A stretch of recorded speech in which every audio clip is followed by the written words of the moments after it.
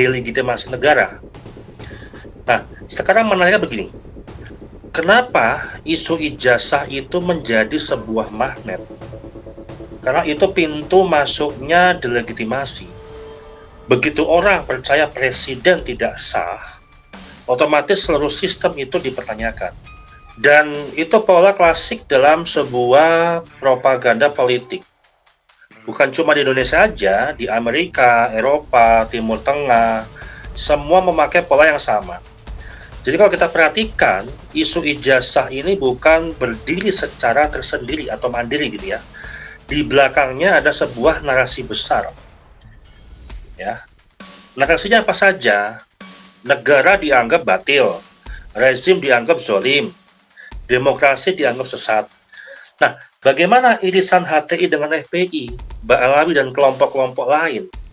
Nah, sekarang masuk ke bagian yang paling sering orang bikin salah paham, tapi sering dikaitkan sebenarnya.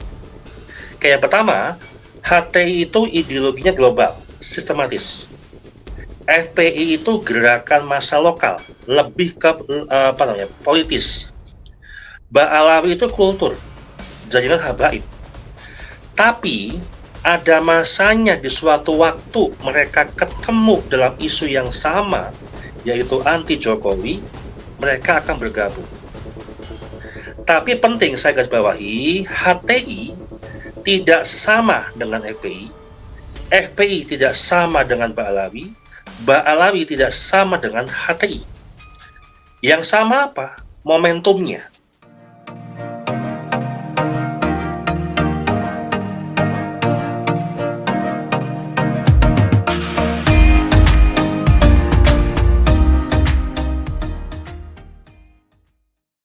Ya, teman-teman, saya ingin ngobrol agak sedikit panjang ya hari ini. Kita akan bahas sesuatu yang sudah lama mengganggu ruang publik. Isu ijazah, isu delegitimasi, dan munculnya sejumlah tokoh yang terlihat sangat keras terhadap negara. Tapi saya tidak ingin datang untuk memperpanjang sebuah konflik gitu ya. Saya datang untuk mengurai, dan saya bukan mau menghakimi siapapun. Yang ingin saya lakukan itu sangat sederhana, yaitu melihat pola, kemudian memahami jejaring dan membaca cara mainnya. Kalau kita banyak baca komentar-komentar yang liar di media sosial, tapi saya ajak kita kembali ke jalur datanya seperti apa, fakta-faktanya seperti apa, konteksnya seperti apa, dan bagaimana semua ini saling terkait ataupun terhubung. Yang pertama, saya ingin membahas terkait kenapa ijazah palsu ya, juga ijazah palsu kepada Jokowi ini tidak pernah mati. Ini yang mesti kita tahu dulu. Kalau kita lihat ya, isu ijazah Jokowi ini menurut saya terbilang aneh. Karena sejak 2019, 2020, kemudian 2022, 2024, sampai 2025, kok nggak selesai-selesai gitu ya. Padahal secara hukum banyak tahap klarifikasi yang sudah pernah dilakukan. Tapi yang menarik, ini menarik nih, bukan soal benar atau salahnya. Yang menarik adalah siapa saja yang memegang isu ini dan apa pola komunikasinya. Dan semakin jauh saya pelajari, semakin terasa bahwa isu ijazah itu bukan isu dokumen sebenarnya, tapi itu isu delegitimasi politik. Biasanya aktor-aktor yang memegang isu ini bukan orang yang punya jalur politik yang normal. Mereka nggak punya partai, nggak punya mesin resmi, tapi punya pola retorika yang secara ideologis gitu ya. Pola rezim tidak sah, kemudian negara batil, pemimpin tidak legit, dan itu menarik yang akan kita bahas. Nah, kita akan masuk kepada figur Ahmad Ghazanudin ya. Salah satu nama yang sering muncul dalam isu ini adalah Ahmad Kozinudin. Saya nggak mau memvonisnya, saya cuma rangkai dari rekam jejak di publik. Nah, sosok ini punya sejarah sebagai bagian dari struktur hukum Hizbut Tahrir atau HTI. Dulu ada PKBH HTI, dan itu fakta. Teman-teman juga bisa cek, ada rekamannya di media sosial dan media nasional. Dan dari cara beliau bicara itu kelihatan banget kalau pendekatan yang dipakai ini bukan pendekatan hukum biasa. Dan retorikanya pun sangat keras ya, mutlak. Dengan kalimat layak itu seperti tidak ada kompromi antara hal hak dan al batil. Tidak ada damai dalam suatu kebohongan. Dan ini adalah retorika ideologi, bukan retorika hukum. Nah, dari sini saya jadi paham kenapa beliau nggak mau berhenti. Karena bagi beliau ini perjuangan itu sebuah keyakinan, ya, bukan sekedar perkara suatu dokumen apapun. Jadi bukan soal Jokowinya aja, tapi soal simbol negara, simbol sistem, dan simbol demokrasi.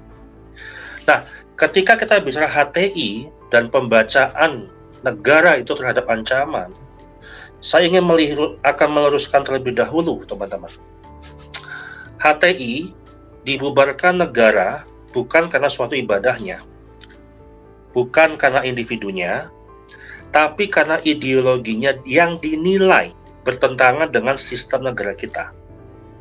Dan ini keputusan resmi pemerintah tahun 2017. Ada undang-undang ormas, kemudian ada penilaian intelijen, dan ada rekomendasi dari BNPT. Nah, kenapa dianggap sebuah ancaman? Bukan karena agama, bukan. Tapi karena konsep mengganti sistem yang tidak bisa diterima di negara Indonesia. Jadi waktu ada narasi bahwa beberapa tokoh masih memakai pola retorika HTI, meski ormasnya sudah dibubarkan, wajar saja kalau negara ini melihatnya sebagai ancaman ideologis. Dan ketika ada seorang tokoh yang berbicara terkait demokrasi batil, kemudian negara ini tidak sah, kemudian pemilu tidak islami, ini langsung masuk kepada radar negara, masuk kepada radar intelijen.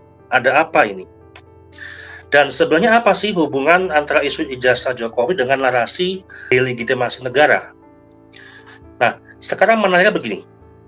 Kenapa isu ijazah itu menjadi sebuah magnet?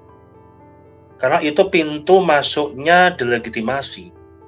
Begitu orang percaya presiden tidak sah, otomatis seluruh sistem itu dipertanyakan. Dan itu pola klasik dalam sebuah propaganda politik. Bukan cuma di Indonesia aja, di Amerika, Eropa, Timur Tengah, semua memakai pola yang sama.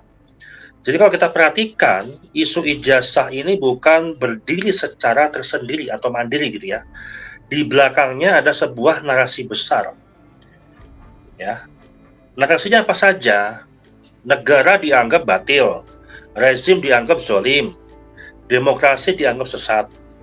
Nah, ini mirip dengan narasi ideologi tertentu. Tapi saya tetap harus hati-hati ya. Jadi saya tidak bilang si A pasti begini, si B pasti begitu, dan seterusnya. Yang saya bilang adalah polanya. Saya selalu berbicara narasi di publik, membaca sebuah pola. Jadi polanya itu mirip. Ya, struktur bahasanya pun juga mirip. Cara serangannya pun juga mirip. Jadi ketika saya meriset sebuah berita, sebuah isu atau berbasis offline ataupun online secara media sosial, saya selalu memakai metode pola, membaca pola. Dan pola ini sangat mirip, baik dari struktur bahasanya, cara serangannya itu juga mirip. Nah, bagaimana irisan HTI dengan FPI, Ba'alawi dan kelompok-kelompok lain? Nah, sekarang masuk ke bagian yang paling sering orang bikin salah paham, tapi sering dikaitkan sebenarnya. Oke, yang pertama, HTI itu ideologinya global, sistematis. FPI itu gerakan massa lokal, lebih ke politis. Ba'alawi itu kultur, jaringan habaib. Tapi ada masanya di suatu waktu mereka ketemu dalam isu yang sama, yaitu anti Jokowi, mereka akan bergabung. Tapi penting saya garis bawahi, HTI tidak sama dengan FPI tidak sama dengan Ba'alawi, Ba'alawi tidak sama dengan HTI. Yang sama apa? Momentumnya.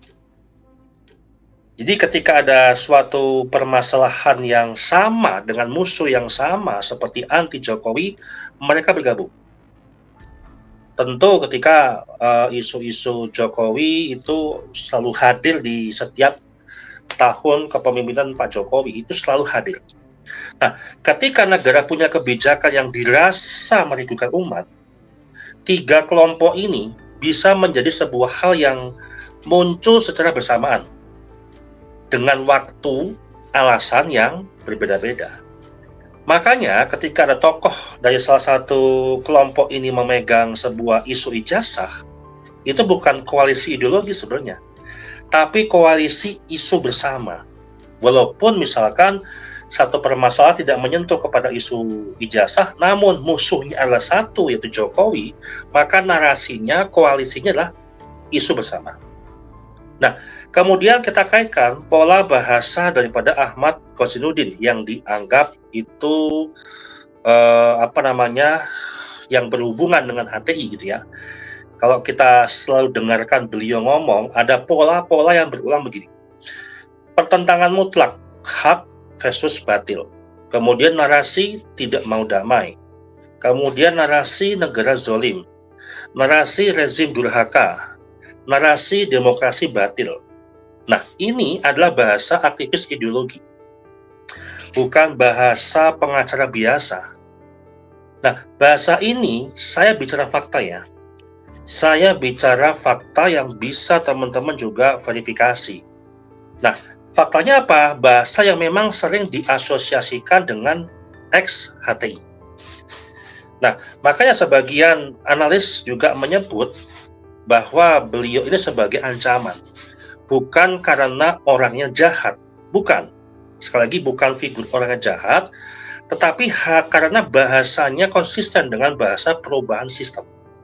Nah, sehingga ketika beliau memegang isu ijazah, narasinya pun menjadi keras banget. Ya, ini yang terlampak daripada suatu pola yang saya pelajari selama ini. Nah, kita kan bedah bagaimana propaganda itu bekerja. Nah, saya ingin teman-teman juga paham tekniknya gitu ya. Propaganda itu bukan kebohongan besar. Propaganda itu adalah kebohongan kecil yang diulang-ulang terus. Kalimatnya sederhana. Kalau diulang terus, lama-lama akan terdengar itu benar. Nah, isu ijazah ini, ya, isu ijazah palsu Jokowi ini cocok banget untuk dipakai semua orang yang mempunyai ijazah yang sama, S1. Gampang dipahami, kemudian emosinya cenderung tinggi, dan sulit diverifikasi bagi masyarakat awam. Dan orang-orang yang paham teknik propaganda akan memanfaatkan itu.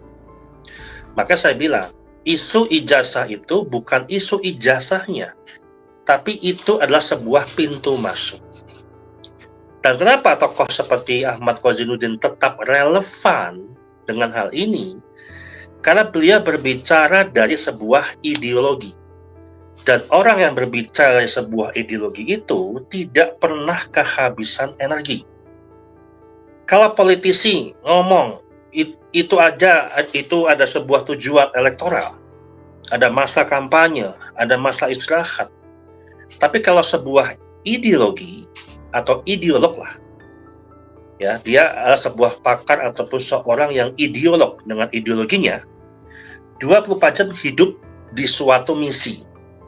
Mau kalah, mau menang, dan dia tetap berbicara.